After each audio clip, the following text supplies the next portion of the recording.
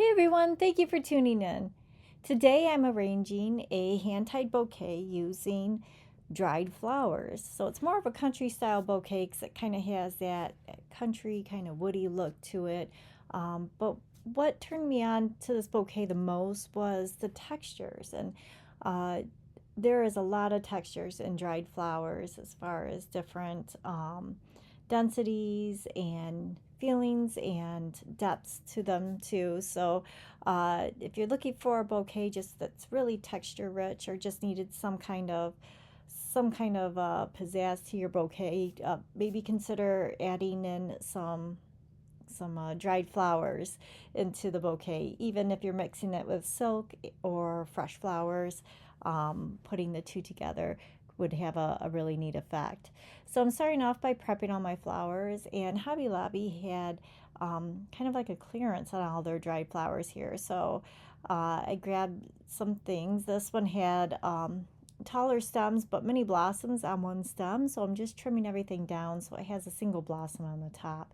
It also had some wooden like ting ting in there, or ting, I don't know if it's double to ting ting or not, but so all that extra stuff I'll set aside and I'll use somewhere else. But I went ahead and trimmed up all those stems into single flowers on one stem there. Probably should go back through and put a little dab of glue on it too to make sure nothing falls apart because they were kind of sliding. And then it has this beautiful bleached millet, I believe it's called. And I started to prep everything, kind of put them in groups, and then I decided that I would do that as I go along, which was a big mistake. You should always prep your flowers as you go along, and you'll see later as I try to grab one and it just goes to heck. But so these are my focal flowers, and you can see how cool they look with that kind of almost pine cone texture to it. And then also I have these little globes on sticks that we'll also use to fill in. So I am intermingling some silk foliage into it. I looked at the dried foliage that Hobby Lobby has, and it was still very nice. Different types of eucalyptus, seeded, spiral. There was even some like Ming fern in there. Wasn't quite the color that I wanted to go for. So I really wanted this muted palette, kind of a minty green intermixed with the country white and brown there. So I'm starting off with my focal flowers, and I'm going to use a large piece of the silk lamb's ear there. Sorry, can't find the words. And that's going to be kind of like my center of the bouquet, and I'm just going to build around it. What's very cool about this bleached out millet is that it has such a soft texture to it. So when you look at those focal flowers I'm using, it is a very rough, you know, dark and light, and just kind of a pointy texture to it. And then adding in that millet there gives it more of a soft, kind of angelic feel.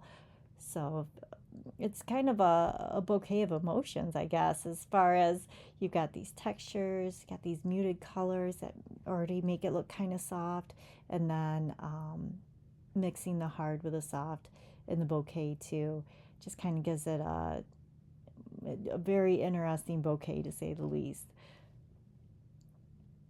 So I'm just working everything around. I'm going to fill in with my little flowers there. And to make the hand-tied bouquet, you always want your stems to spiral out in the same direction. So as I add in the stems, I'm gonna make sure that the flower is pointing one way and the stem is pointing the other way, and I'm always adding it to almost like the front of the bouquet.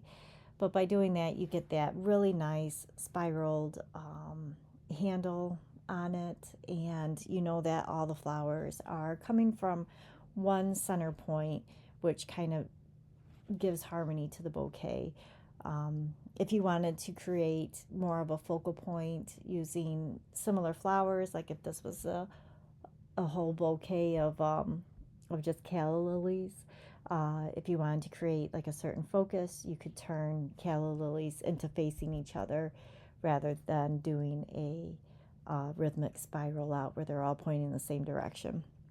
but it's that back and forth, that crisscross, that inconsistency that will draw your eyes into one spot, creating a focal point. So I don't want any other focal point besides those larger brown and white flowers there. So that is why when doing the hand tied, you're going to want to put all the stems in the same direction, spiraling outward. And as you can see how important it is to prep all your flowers, because I kind of got stems and little pieces everywhere. And when I go to grab one or two, like 10 of them come in one.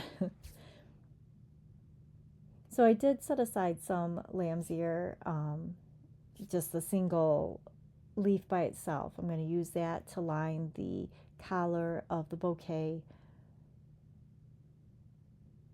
And if you wanted something larger or a little bit more round, you could add more lamb's ear to it, like the bigger stems further out on the outside. When doing a hand tied, you do have to build up the flowers, especially when dealing with fresh or with dried flowers. You have to build up around the bouquets, so that when you add your flowers into that spiral hand tied there, it pushes it down and further out. Gosh, I don't know if that really makes sense, but you might see as you design that the more flowers you have, the further out you can get your flowers to go doing a hand tied. When you're working with silk flowers, it's not an issue because you can just bend the stem and you can kind of spray it out a little bit further that way. It was a little bit tougher with when doing a hand tied with fresh flowers and with dried flowers. And I did try using what they call the egg in a bouquet. I do have a video on that, and that also pushes out the flowers for you, but it didn't work so well for me. I rather fill in with greenery or with filler flowers like baby's breath or something to get that wider bouquet. So I am adding little touches of the millet around. I just really want that soft feel throughout the whole bouquet. And gosh, I love the movement on it too. And you see those guys just kind of bouncing around in the bouquet there. It's really cool looking. This would be really pretty with leaving a natural stem and then having some long, long ribbon tails on it. Maybe like a translucent white or even like a soft kind of minty green would be really pretty. And then you get that kind of flow. I did add a few vines on it, again, to give it that nice flow to it. And that movement is just great. Another thing about hand-tied arrangements is that they tend to kind of fall down in your hand. So always fluffing.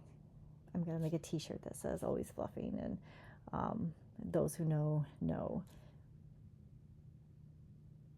So just finishing it up, like I said, with a little bit of the lamb's ear around the collar of the bouquet. Really want to hide my mechanics, give it that nice finished look around the edge there.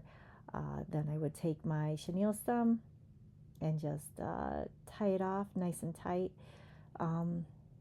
I'd probably measure about a hand and a half down. I probably wouldn't go too long if I'm leaving the natural stems because they do spray out, so they get a little wide on the handle.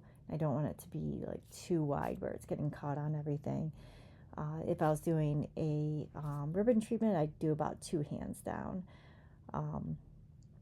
But for now, I just wanted to kind of show you the finished look and more fluffing. But there we go. We made it all the way to the end. Thank you so much for watching.